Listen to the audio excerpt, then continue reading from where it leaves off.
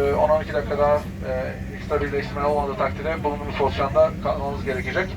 Bunun sebebi de yoğun hava sahası, yoğun trafikten ötürü hava sahasındaki Eurocontrol bütün uçuşlara belirli kalkış zamanları atıyor ve biz de o yüzden bu zamanımızı beklemek durumundayız. Dediğim gibi ekstra bir gelişme, ekstra bir iyileştirme olursa da zaten hazırız ve hemen uçuşumuza başlamış olacağız. Ben bu uçuşumuz yaklaşık 3 saat 25 dakika sürecek kalkıştan sonra. Genel olarak güzel bir hava bekliyoruz yol boyu. Cenevre'de de bizde yine güzel bir hava bekliyor olacak. Sıcaklık 18 santigrat derece. Efendim hepinize şimdiden iyi uçuşlar dilerim. Bize tercih ettiğiniz teşekkür ederiz. Havada tekrardan görüşmek üzere. Ladies and gentlemen, boys and girls, so from Flight Deck, this is your captain speaking. Welcome to board.